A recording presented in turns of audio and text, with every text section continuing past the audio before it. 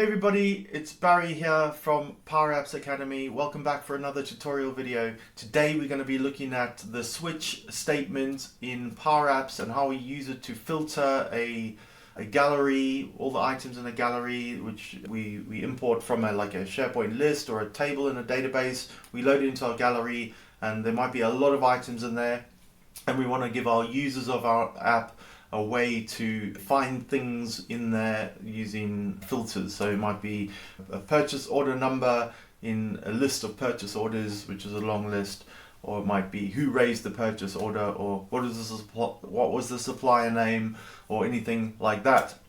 And we're going to be using an example of a purchase order app that we're busy developing, and it's going to be published on powerappify.com soon. So we're just going to quickly give a shout out to our sponsor, powerappify.com. We're going to head over to the screen share over there. There's loads of business templates of powerappify.com. There's timesheet app templates. There's HR forms. There's work request forms. There's all sorts of hardware ordering forms on there and apps, so do check them out. Really reasonably priced, and you can either use these to learn from or you can deploy them in your business. They all fully documented on how to deploy, and then you can customize them for your own use cases. Right, and do smash up the likes and do subscribe, please. Really appreciate it. It allows you to keep up to date with our tutorials, and whenever we publish app templates, which you might think, great, that's going to work wonderfully for my business. That's just what I'm trying to do myself. Someone's already done it. I can either learn from it, or I can use this app and customize it in the way that I need it to work for my business, or just download it and deploy it. Simple as that, and it's already working.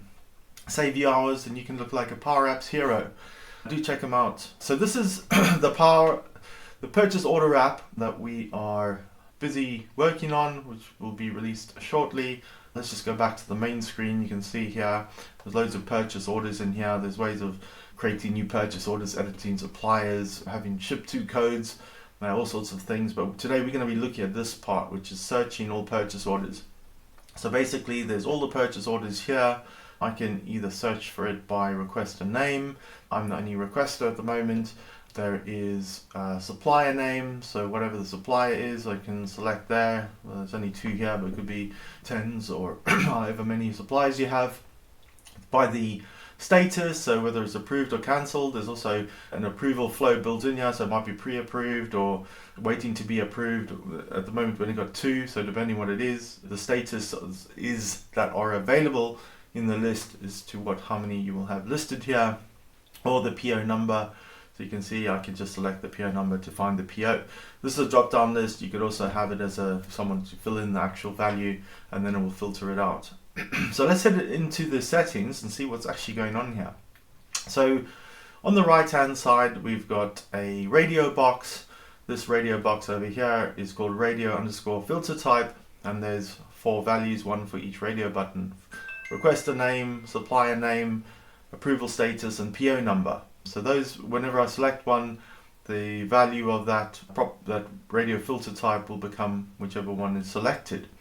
Now down here I have drop down boxes. I have 1 drop down box for each of the radio buttons. They all hidden unless the radio button is selected. That's when it'll become visible. So for the PO number, you can see that's selected. It's a drop down box. On the visible property, it's got here, so if the radio_filter type dot selected equals PO number, then the visible property will become true, which is visible, otherwise false, it'll be invisible. That's how that works. There's 1 for each, they're exactly the same. They use the visible property with the if statement in each of them. Also the values, so if we go down to the items on each of the drop down boxes, they are pulling their values, whatever's in there, from the collection. So this collection is actually a SharePoint list in this case of all our purchase order that's just stored in a table. A SharePoint list in this case could be a database table, and those are basically pulled into your memory. When this screen loads, I'll actually pop over there just now and show you what that looks like. But this is just basically a table or a SharePoint list in your memory. And what we're saying here is that filter that SharePoint list on the PR number column, and then it's also making sure it's distinct PR number, which means that if there's multiple rows of the same value, it'll only show that once, because we wouldn't want to drop that down and the same value occurs multiple times. So that's what the distinct does. And sort puts them in order. Okay, so each of those, also in the items, whatever field it is that I want to get the values for from the SharePoint list and present them in there, that's the option that I use. Okay, let's just quickly hop over here. I'll just show you another example. So let's say we want approval status.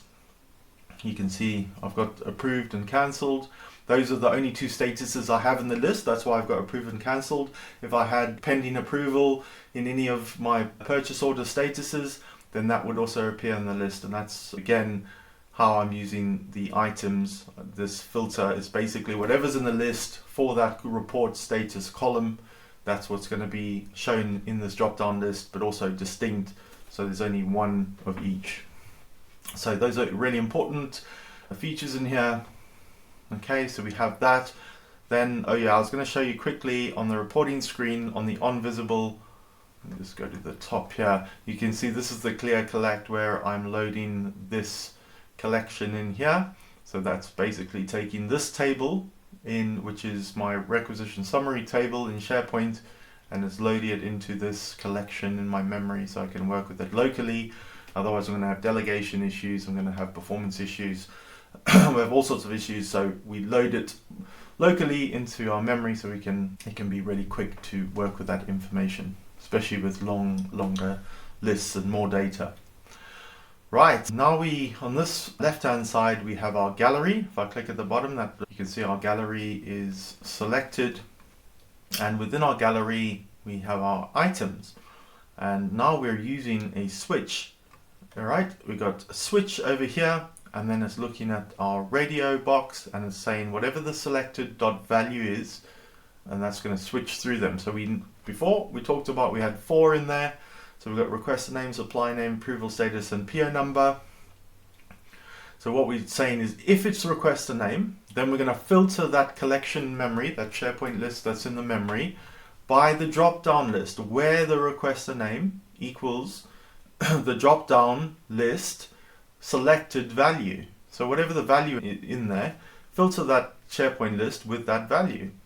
Same for supplier name, same for approval status, same for PO number. And if all of those fail to meet, then just show us everything in the collection. That's what that does, and it's really simple, but an effective way of filtering through that. Okay, so that's it in action. There are going to be numerous situations where you want to filter your collection down or your gallery down to just specific things that the app user wants.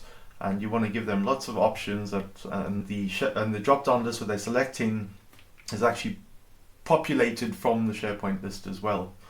So that's what we're going to cover today. I hope you guys found that really useful. Don't forget to like and subscribe, keep track of us, keep a lookout for this purchase requisition app. It's really cool. It uses the app and also has some flows to generate PDF of the purchase order form, which automatically is sent off to the suppliers. I'm sure you'll be of interest if you want to use something like that. Otherwise, I hope you have a fantastic rest of the day. Look forward to seeing you soon. Bye for now.